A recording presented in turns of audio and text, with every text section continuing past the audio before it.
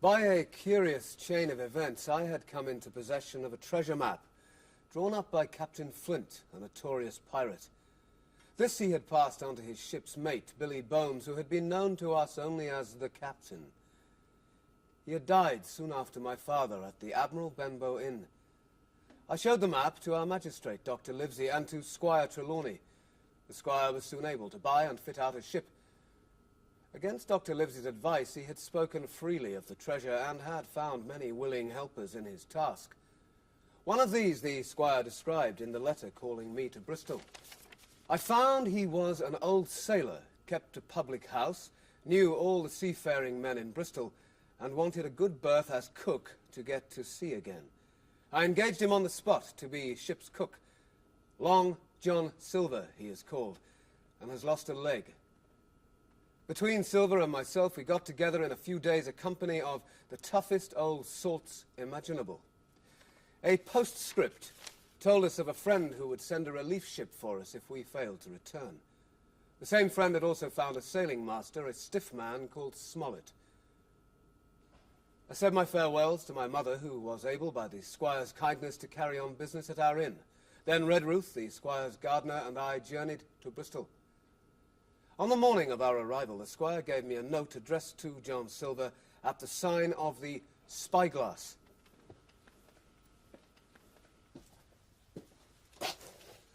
This was a bright enough little place of entertainment.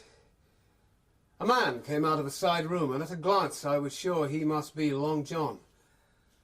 I had taken a fear in my mind that he might prove to be the very one-legged sailor for whom I had watched so long at the old Benbow.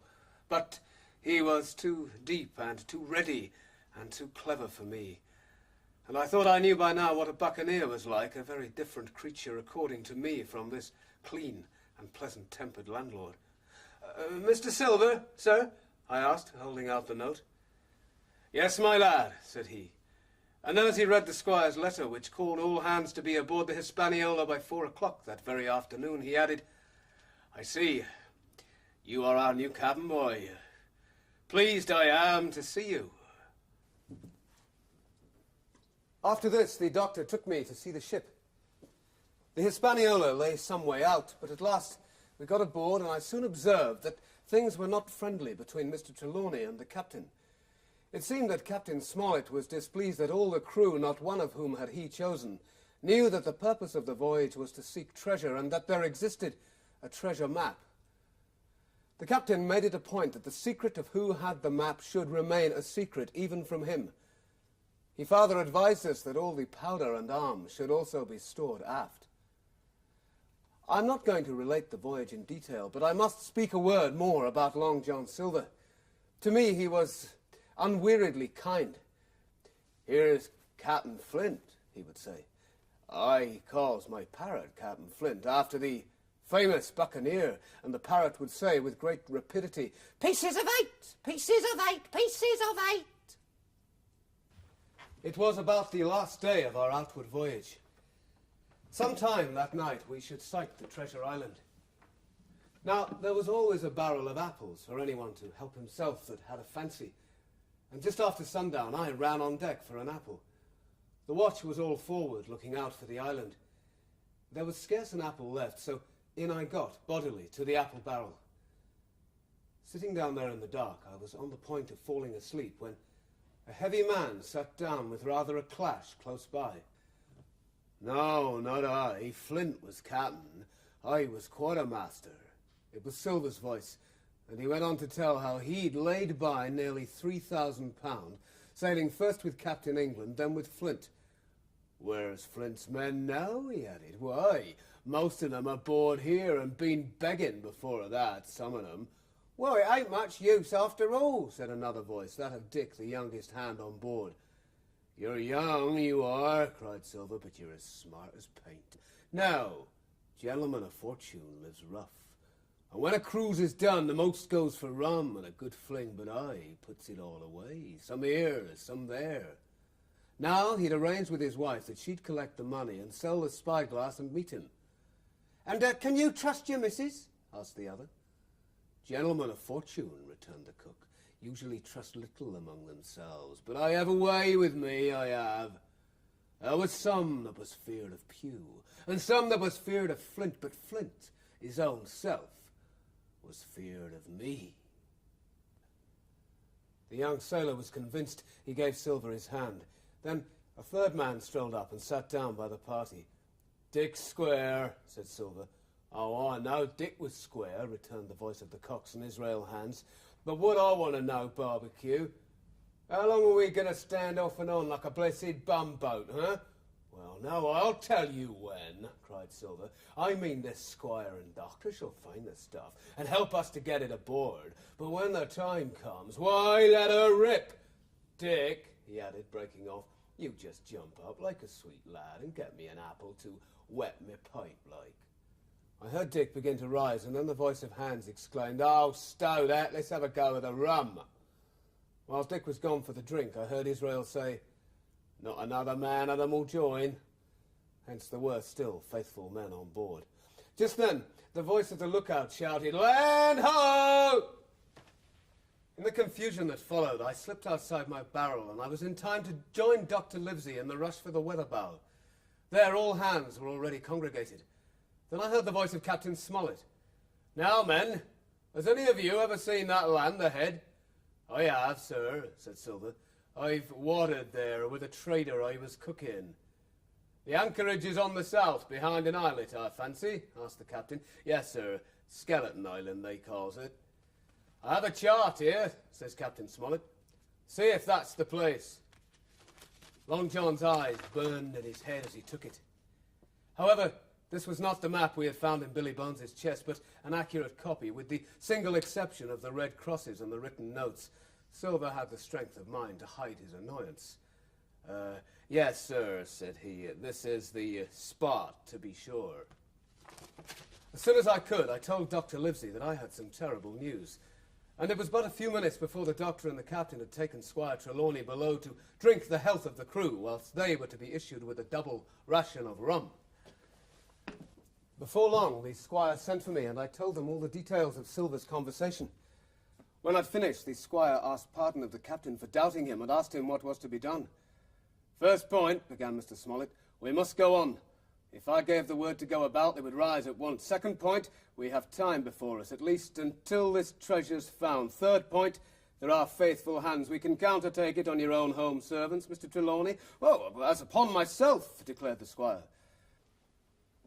Next morning, we were lying becalmed about half a mile to the southeast of the low eastern coast. The boats had to be got out and manned, and the ship towed 3 or 4 miles round the corner of the island. The heat was sweltering, and the men grumbled fiercely over their work.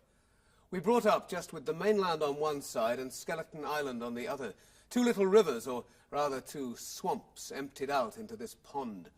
A place for fever, the doctor declared. My heart sank, and I began to hate the very thought of Treasure Island. The conduct of the men became truly threatening when they'd come aboard again. Mutiny, it was plain, hung over us like a thundercloud. Long John, too, perceived the danger of moving too soon.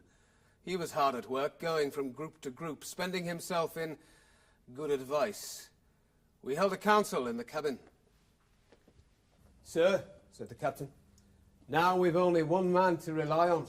"And who is that?" asked the squire. "Silver, sir," returned the captain. "He'd soon talk him out of it if he had the chance." He proposed to allow the men an afternoon ashore to give Silver that chance. The captain left the cook to arrange the party. 6 fellows were to stay on board, and the remaining 13, including Silver, began to embark. Our party clearly could not take the ship by force, so I reasoned they had no present need of my assistance. In a jiffy, I'd slipped over the side onto the nearest boat almost as she shoved off. The crews raced for the beach, but the boat I was in shot far ahead of her consort. I'd swung myself out and plunged into the nearest thicket while Silver and the rest were still 100 yards behind. I now felt for the first time the joy of exploration. Then as I turned hither and thither among the trees, I heard the distant and low tones of 2 voices which grew steadily louder and nearer. One I recognized to be Silver's, and crawling on all 4s, I made steadily but slowly towards them, till at last I could see through an aperture in the leaves Long John Silver and another of the crew standing face to face. "Mate," Silver was saying, If I hadn't took to you like pitch, do you think I'd have been here a warning of you? Silver, said the other man, you're honest. Well, that's the name for it. And will you let yourself be led away with that kind of a mess of swabs? Not you. If I turn again my duty... I had found one of the honest hands. Well, here at that same moment came news of another.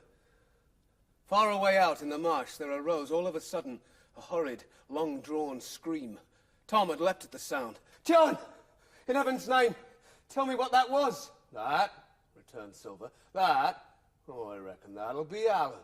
And at this, Tom flashed out like a hero. "Alan!" he cried. "Then rest his soul for a true seaman. Kill me too if you can, but I defies you." And with that he turned his back and set off walking for the beach. John seized the branch of a tree and sent his crutch hurtling through the air. It struck poor Tom point foremost and with stunning violence right between the shoulders. His hands flew up, he gave a sort of gasp and fell. Silver, agile as a monkey, even without leg or crutch, was on the top of him, knife in hand.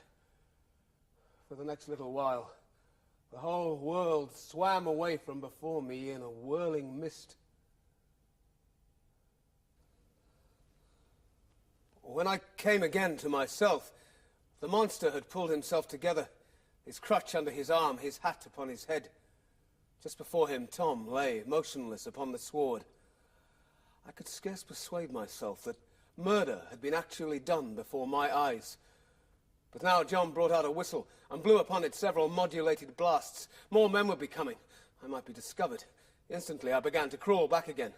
As soon as I was clear, I ran as I never ran before, and as I ran, fear grew and grew upon me. How should I dare to go down to the boats among those fiends? It was all over, I thought. I was still running. I had drawn near to the foot of a little hill with 2 peaks, and here a fresh alarm brought me to a standstill with a thumping heart.